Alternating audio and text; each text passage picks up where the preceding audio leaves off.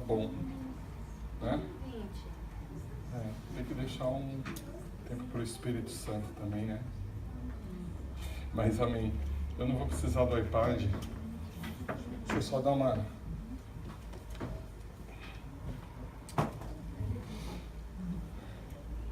Amém.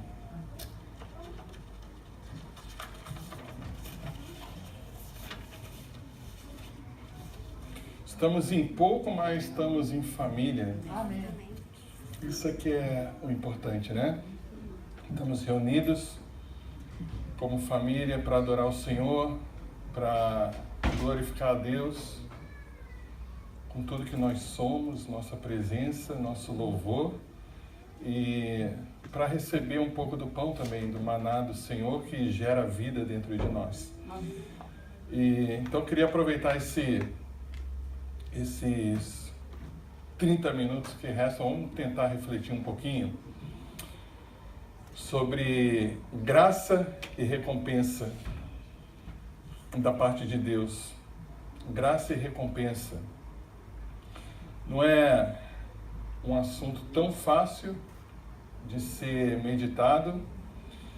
Eu procurei trabalhar com bastante seriedade, bastante fidelidade à palavra do Senhor, e eu peço que o Espírito Santo realmente possa estar me iluminando, me inspirando, que todos nós possamos receber e crescer através da palavra do Senhor. Amém? Amém. Glória a Deus. Então, nós vamos abrir em Mateus 20. Bom que pelo menos hoje é em português, dá para fluir melhor, né? Mais à vontade. As palavras parecem que fazem mais sentido no coração, né? Quando é a nossa própria língua. Mateus 20. Essa é a parábola dos trabalhadores. Vocês conhecem bem quando o dono da vinha chama os trabalhadores para trabalhar na vinha. Então alguns são chamados logo de manhã cedo às 6 da manhã, outros mais no meio do dia e alguns outros lá para o final do dia, e no final do dia então ele paga o salário de cada um. Quem conhece essa parábola, diga amém. Amém. Antes de nós lermos essa parábola, eu queria trazer o contexto para vocês, porque é importante entender. Se você quiser entender a parábola, você tem que entender por que Jesus está trazendo essa parábola. Então, essa conversa vai começar lá na história daquele homem rico que se aproxima de Jesus e ele diz: bom mestre, o que é que eu tenho que fazer para herdar a vida eterna, para ter a vida eterna? E Jesus vira para ele e diz: observe os mandamentos, cumpre os mandamentos. Mas quais os mandamentos? Não roubar, não mentir, honre seu pai, ame ao próximo como a si mesmo, enfim, as leis de Moisés. E aquele homem bastante orgulhoso, ele se vira para Jesus e diz: bom, isso eu tenho cumprido, né? Eu tenho mantido minha fidelidade nisso. Jesus, conhecendo o coração desse homem, ele diz para ele: então, se você quiser ser perfeito, tá bom, tá muito bom, mas se quiser ser perfeito, vende seus bens e distribui aos pobres, e você terá um tesouro no céu. E então você vem e me segue. Aquele homem, ele tinha uma recompensa do seu trabalho. E Jesus estava propondo a ele uma outra recompensa. Ele estava propondo àquele homem um tesouro no céu. E por alguma razão aquele homem achou que não compensaria. Ele preferiu ficar com a recompensa que foi fruto do seu próprio trabalho. E então ele vira as costas e vai. E está ali ao redor de Jesus e seus discípulos. Então Jesus se vira para eles e diz: está vendo? é muito difícil um rico entrar no reino dos céus, porque eles não abrem mão da recompensa que eles têm aqui, eles não abrem mão do fruto do seu próprio trabalho, eles colocam a sua confiança nas riquezas que ele possui aqui. E os discípulos então acham que, puxa, então é quase impossível mesmo, né? Aí Pedro chega para Jesus e diz assim, ele faz a seguinte pergunta: Jesus, nós somos teus discípulos, temos andado contigo, temos te seguido e deixamos tudo. Qual é a nossa recompensa? É uma pergunta bastante humana, porque, quer queira ou não, nós trabalhamos por alguma recompensa. Ninguém trabalha aqui pelo trabalho em si. Você está buscando algo através do seu trabalho. Então, Pedro está pagando um preço ali de deixar todas as coisas e seguir a Jesus, deixar sua própria vida, deixar o que ele tinha, que talvez não fosse muito, mas qual é a minha recompensa, eu quero saber. E Jesus se vira para Pedro: Pedro, a sua recompensa é que o Filho do Homem se sentará num trono de glória e você vai se assentar juntamente comigo nesse trono para reinar sobre as 12 tribos de Israel. Será a recompensa de Pedro. E aí ele segue dizendo que todo aquele que deixar sua casa, irmãos, irmãs, pai, mãe, filhos, ou suas terras, suas possessões, por causa do meu nome, por amor ao meu nome, veja bem, por amor ao nome de Jesus, tá? Porque Jesus estava falando com pessoas que mais à frente, literalmente, eles teriam que lidar com circunstâncias onde eles teriam que renunciar coisas valorosas, até mesmo a própria família, pelo nome de Jesus. Mas aquele que fizer isso, então, receberá muitas vezes mais e herdará a vida eterna. E aí ele finaliza dizendo: porém, muitos primeiros serão últimos e os últimos primeiros. Porque ele termina com essa frase, os últimos serão os primeiros, e os primeiros, os últimos. Ele vai dar uma explicação do que isso significa. E a parábola vai justamente explicar o que isso significa. Então, nós vamos à explicação agora dessa fala de Jesus. Capítulo 20, verso 1. É um pouquinho longo, mas fica atento comigo, tenta me acompanhar aqui. Porque o reino dos céus é semelhante a um dono de casa que saiu de madrugada para pagar o salário dos seus trabalhadores para sua vinha. E tendo ajustado com os trabalhadores 1 denário por dia, mandou-os para a vinha. Esses são os trabalhadores da primeira hora, 6 horas da manhã. Eu estou combinando com vocês 1 denário por dia.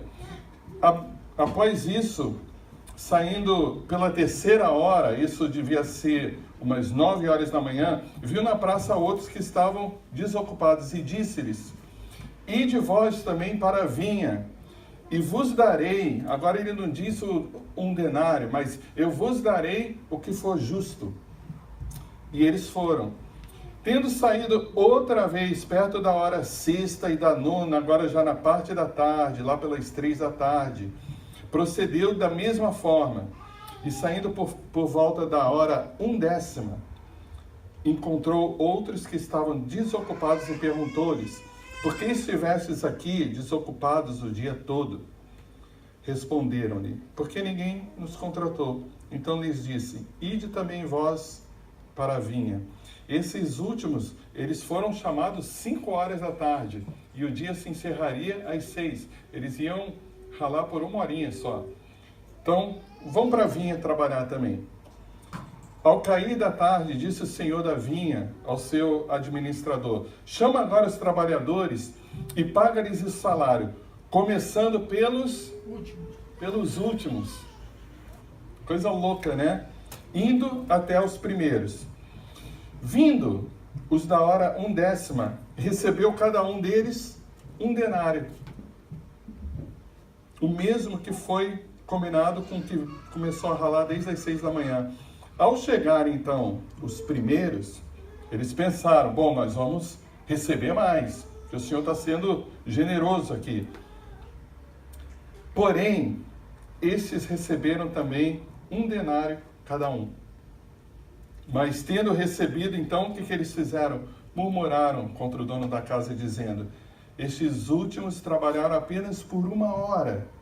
E nós que estamos aqui suportando o calor do dia, a fadiga, desde 6 horas da manhã, por que nós temos que receber o mesmo que eles? Mas o proprietário respondendo disse a um deles, amigo, não te faço injustiça nenhuma. Não combinei contigo 1 denário? Toma então o que é teu e vai-te, porque eu quero dar a este último tanto quanto eu dei a ti. Porventura não me é lícito fazer o que eu quero do que é meu? Ou são maus os teus olhos, porque eu sou bom?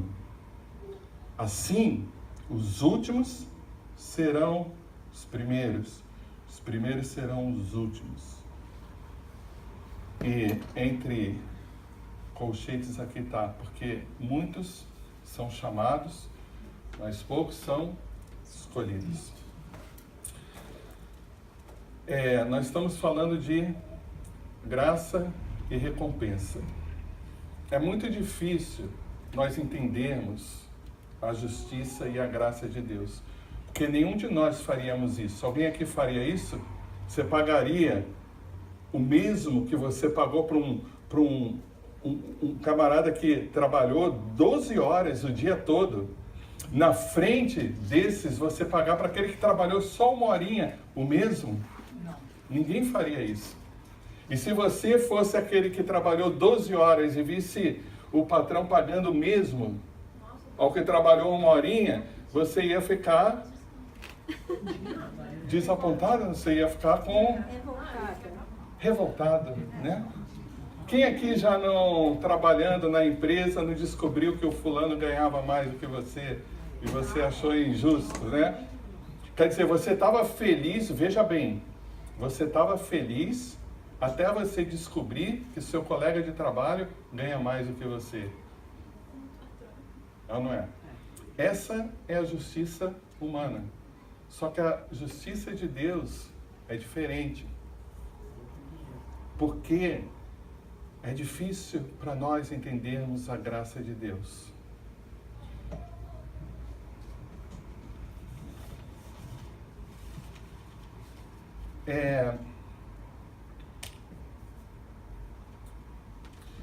Nós precisamos entender que,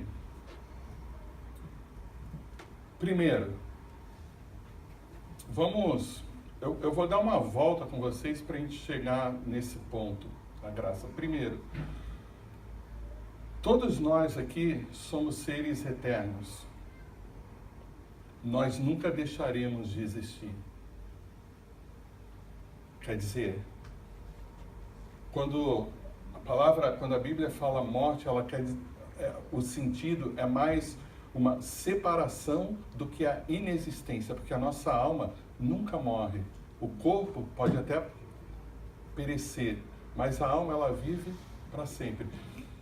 E todos nós ressuscitaremos, todos os homens, crentes e não crentes. Só que uns ressuscitarão num novo corpo para a vida e outros ressuscitarão num novo corpo para o castigo eterno. Isso é o que a palavra diz com bastante clareza. Eu posso ler para vocês aqui João 5, 28. Não fiquem admirados com isto, pois está chegando a hora em que todos os que estiverem nos túmulos ouvirão a sua voz e sairão. Todos. Os que conheceram Jesus, os que não conheceram, os que creram, os que não creram, os que foram bons, os que foram maus, todos que estão no túmulo, eles ouvirão a voz de Jesus e eles sairão dos túmulos. Os que fizerem o bem ressuscitarão para a vida, e os que fizerem o mal ressuscitarão para serem condenados. João 5, 28 e 29. Para nós que cremos a ressurreição, para nós que cremos na nossa ressurreição, nós cremos na nossa ressurreição pela fé em Jesus Cristo. Deixa eu ler com vocês aqui, 3 vezes Jesus vai falar isso, em João 6. Precisa abrir, se você quiser abrir, pode abrir. Ele vai falar 3 vezes assim, ó. A primeira no verso 40. De fato, a vontade de meu Pai é que todo homem que vir o Filho e nele crer tenha vida eterna, e eu o ressuscitarei no último dia. Aquele que vê e crê, eu ressuscitarei no último dia. No verso 44, ninguém pode vir a mim se o Pai que me enviou não o trouxer. Ninguém vem a Deus, ninguém vem a Jesus por si mesmo, a não ser que a bondade do Pai, a graça do Pai o traga para Cristo. E eu o ressuscitarei no último dia.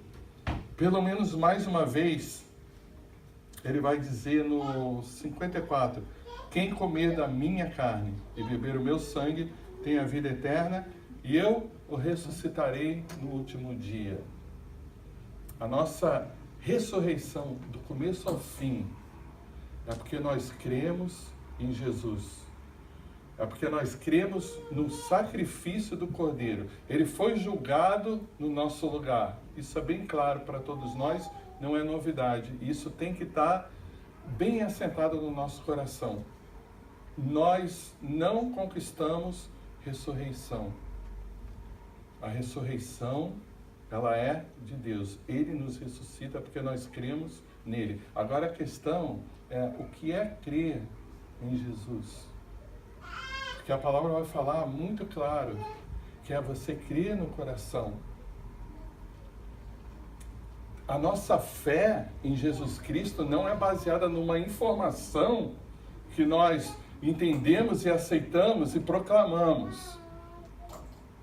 A nossa fé é baseada no Evangelho vivo dentro do nosso coração. Nós vivemos isso dentro de nós.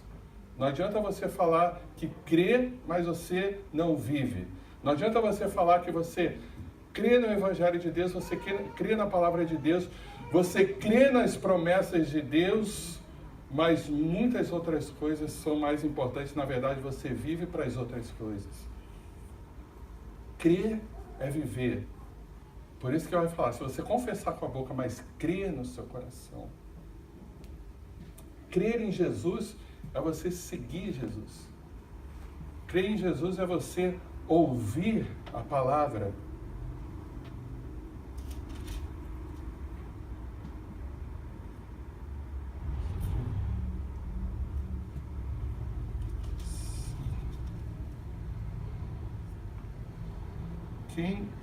Achei aqui. Em verdade vos digo. Está na mesma conversa aqui. Quem ouve a minha palavra e crê naquele que me enviou, tem a vida eterna. Você crer em Jesus é você ouvir a palavra. Só que ouvir a palavra é você crer na palavra de Jesus.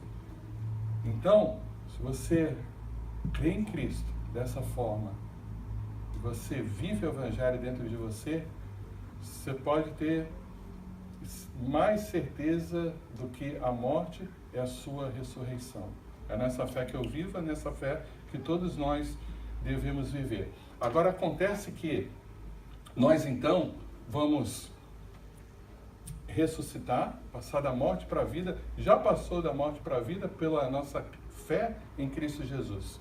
Após nós recebemos um corpo glorificado, todos nós vamos para um tribunal de Cristo. Todos nós agora compareceremos a um tribunal de Cristo, onde as nossas obras serão julgadas. A palavra deixa muito claro que nós não estamos nós não receberemos juízo, nós não vamos para um tribunal de juízo. A nossa salvação, ela é agora, no nosso coração. A nossa confissão de fé, ela é agora, ela já define a nossa ressurreição e ela já define o que nós seremos em Cristo Jesus. Mas agora estamos todos nós diante de um tribunal, onde as nossas obras, as obras de cada um, serão julgadas. 2 Coríntios 5,10. Pois todos nós, está falando com crentes, devemos comparecer perante o tribunal de Cristo, para que cada um, veja que não é uma coisa amedrontadora, mas para que cada um receba de acordo com as obras praticadas por meio do corpo, quer sejam boas, quer sejam más. É muito importante nosso propósito de vida aqui, com um olho na eternidade. Essa é toda a diferença. Você vive aqui, ou você vive aqui com os olhos aqui, ou você vive aqui com os olhos na eternidade. Os grandes homens, escritores inspirados, todos eles viveram na terra com os olhos nos céus. Grandes homens da história do cristianismo até hoje, eles foram grandes homens porque eles viveram na terra, mas com os olhos e o coração nos céus. Essa é toda a diferença. Então, está claro que esse não é um julgamento para a salvação, não há o que temer em relação a isso se nós cremos em Jesus Cristo, mas a Bíblia, ela nos ensina excessivamente sobre recompensas eternas. Eu poderia mencionar vários textos de Jesus, vários versículos do Antigo Testamento, das cartas. Tem muitos versos que eles vão falar de recompensas eternas, porque Deus conhece como que o homem trabalha, como que o homem funciona.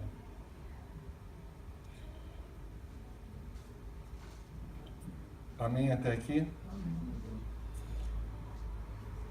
Vamos falar um pouquinho mais desse julgamento. Como que nós seremos julgados? A palavra diz que todas as coisas serão julgadas. Não só as obras vistas, mas principalmente o que está encoberto. O que é o que está oculto. A intenção do nosso coração, a motivação do nosso coração. Os nossos pensamentos, tudo verá a luz. Por isso que ele vai falar, não julgue precipitadamente.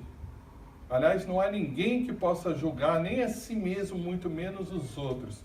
Deixa no seu tempo, Deus virá e trará todas as coisas à luz na sua perfeita justiça. Mas ele vai julgar aqui dentro do coração. Portanto, não julguem. Foi o verso que eu acabei de citar. Não julguem nada antes da hora devida. Esperem até que o Senhor venha. Ele trará a luz que está oculto nas trevas e manifestará as intenções dos corações.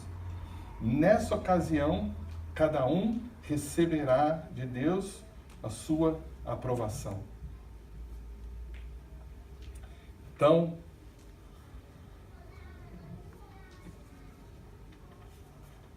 eternas obras nossas que tem, nós estamos falando de obras nossas que têm valores eternos. 1 Coríntios 3:12. Se alguém constrói sobre esse alicerce usando ouro, prata, pedras preciosas, madeira fina ou palha, sua obra será mostrada, porque o dia trará a luz, pois será revelada pelo fogo, que provará a qualidade da obra de cada um.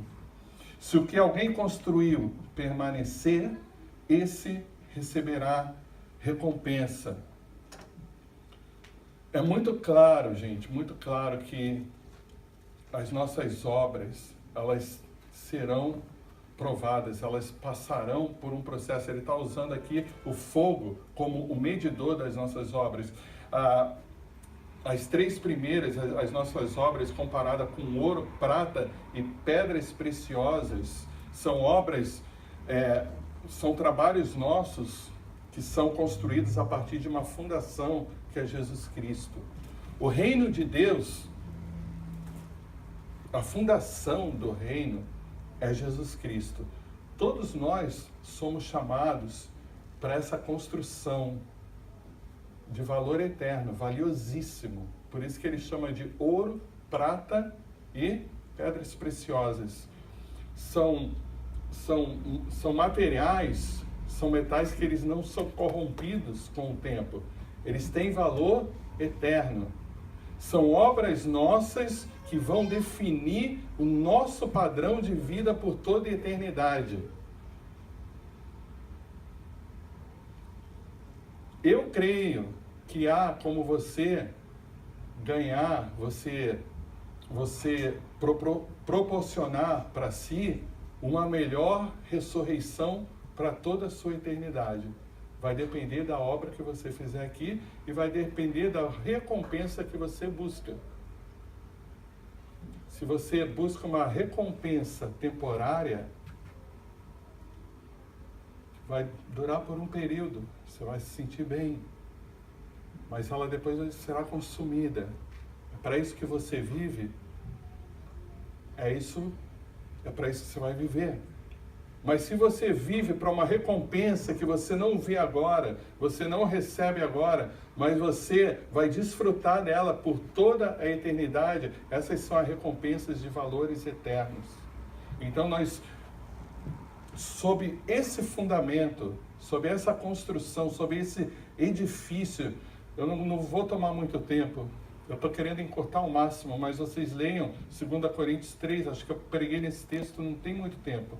Vocês vão ver que é muito claro que existe uma obra a ser feita sobre uma fundação, sobre o reino de Deus, sobre Jesus Cristo. E a maneira como nós trabalharmos, a maneira como nós edificarmos, vai definir o nosso padrão de vida para toda a eternidade. Em Hebreus, é muito interessante, Hebreus 4, deixa eu ler para vocês, o verso 10. Pois todo aquele que entra no descanso de Deus também descansa das suas obras, como Deus descansou das suas. Portanto, esforcemo-nos, não para a nossa salvação, para ser salvo, para ressuscitar, não. Esforcemo-nos por entrar nesse descanso, para que ninguém venha cair, seguindo aquele exemplo de desobediência. No verso 13 ele diz, nada em toda a criação está oculto aos olhos de Deus. Tudo está descoberto e exposto diante dos olhos daquele a quem havemos de prestar contas. Presta atenção, Deus trabalhou 6 dias e ele descansou no 7º. Esse é o sábado do Senhor.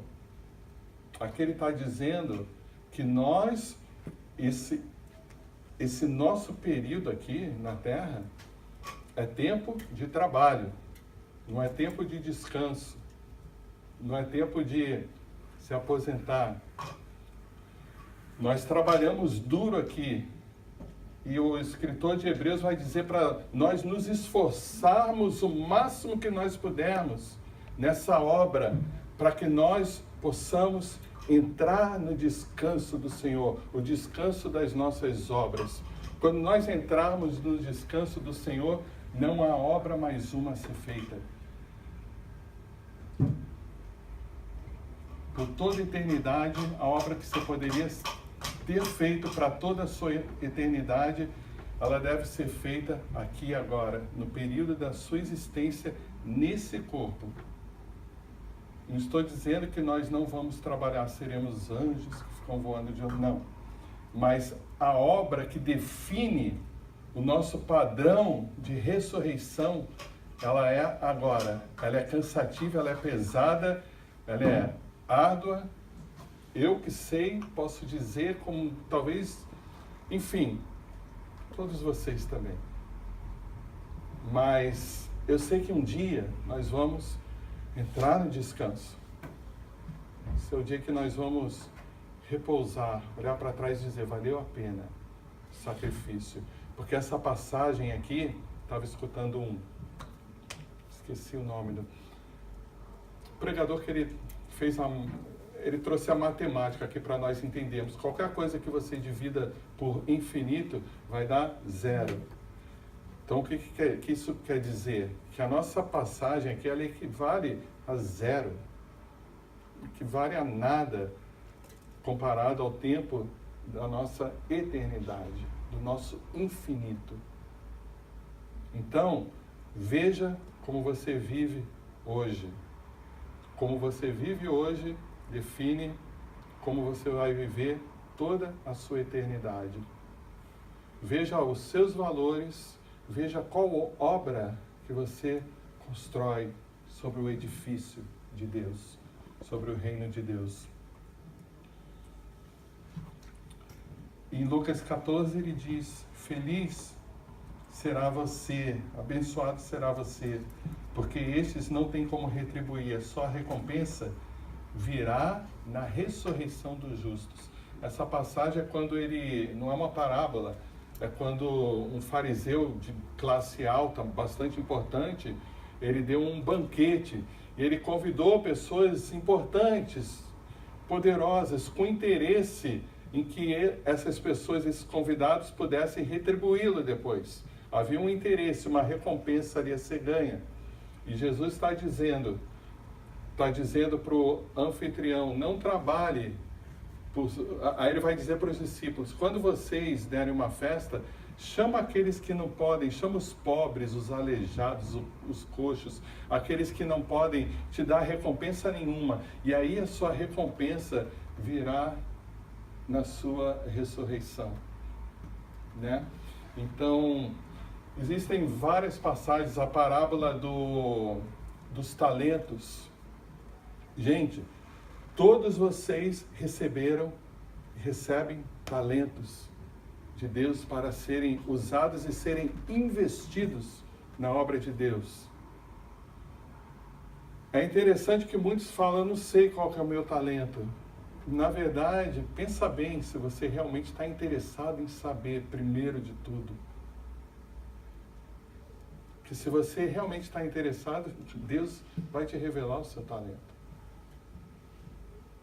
Então, todos nós recebemos algo do Senhor que nós devemos usar para investir por toda a eternidade. E Ele voltará e nós teremos que prestar conta do que o Senhor deu para nós.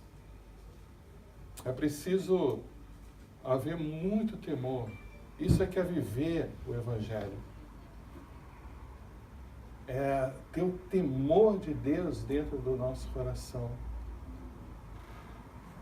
Ouvir tudo que Deus fala, tudo que Jesus fala, e não só ouvir, como crer e praticar.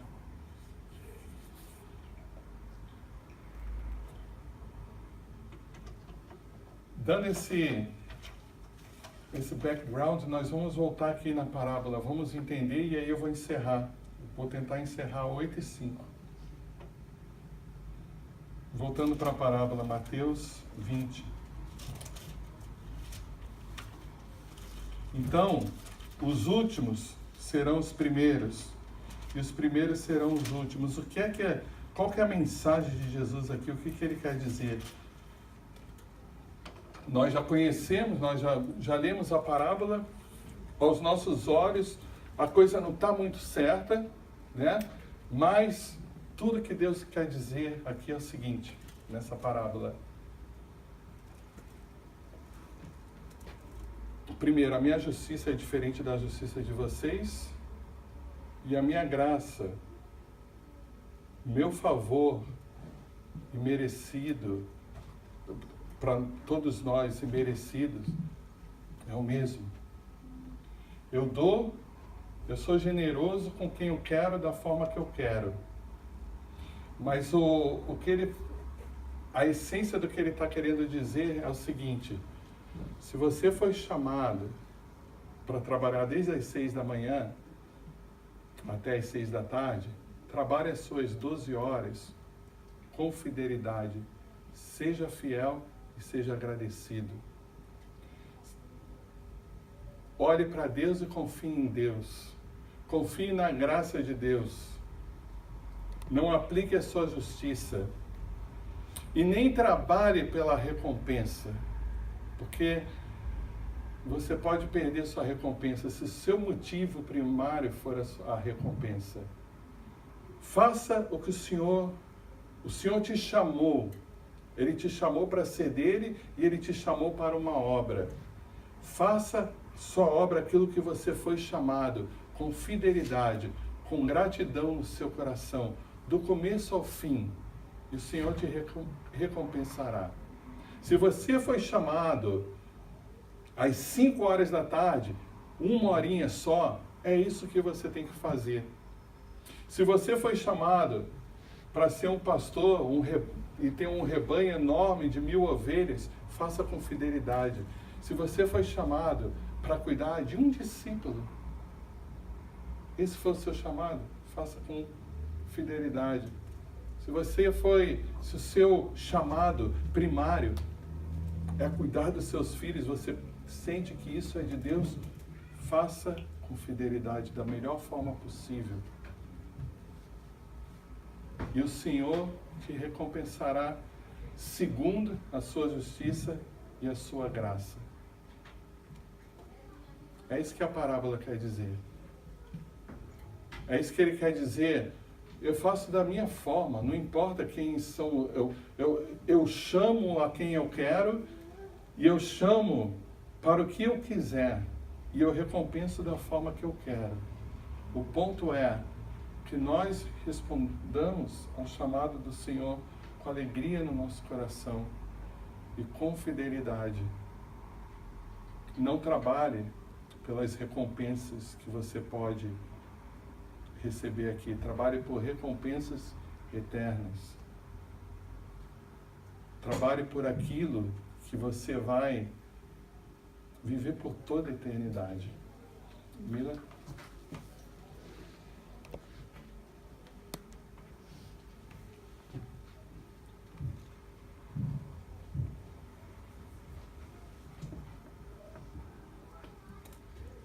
Como eu falei para vocês,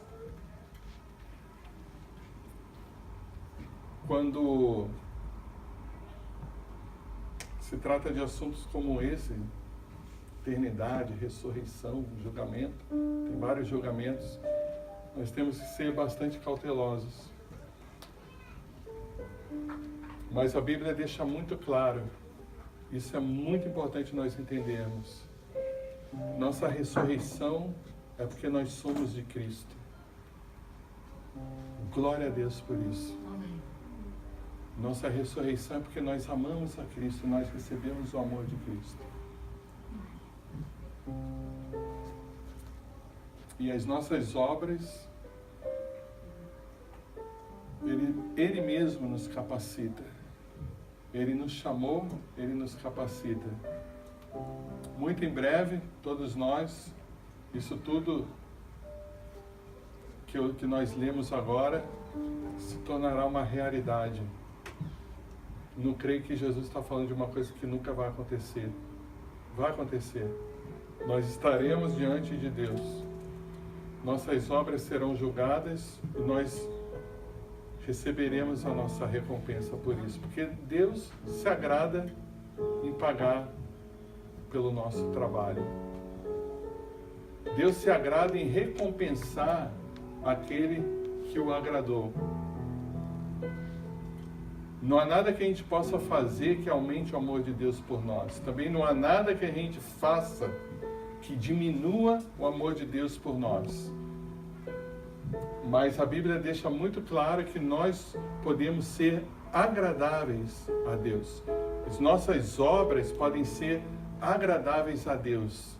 E referente a essas obras, Ele se agrada em nos recompensar. Como Ele se agradou daqueles que trabalharam 1 hora, mas trabalharam. E o Senhor quis pagar 1 denário para cada um, que valia muito.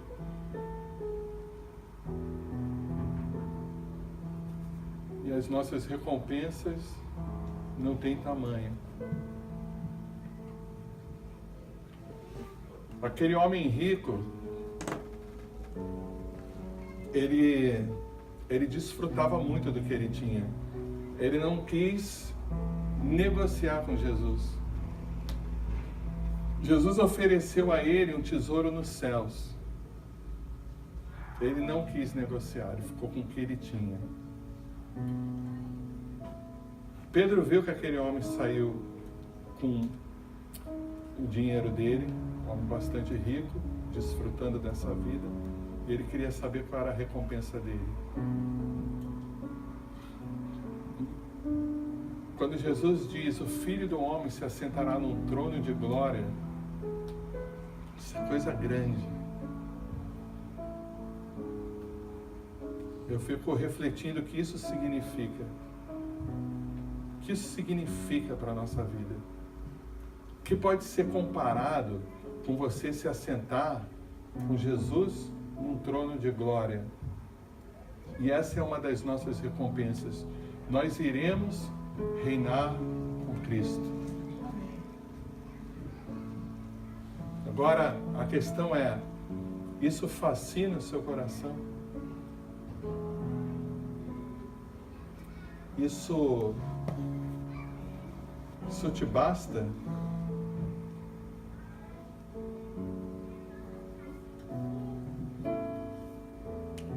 Qual a recompensa você mais deseja? Você deseja mais do que o que Deus pode te dar para toda a eternidade, que você só vai ver lá na glória. Tudo que Deus faz é absurdamente absurdo. Se é bom e a gente não faz ideia do que é bom. Se é grande, a gente não faz ideia do que é grande. Nós não conhecemos o que é perfeito. Nós não conhecemos o que é bom. O que olhos viram, ouvidos ouviram, coração jamais penetrou aquilo que Deus tem preparado para nós. Viva o Evangelho de Deus com fidelidade. Não esfriem, sigam em frente. O Senhor recompensará cada um de nós. Amém? Amém. Fecha seus olhos por um minuto.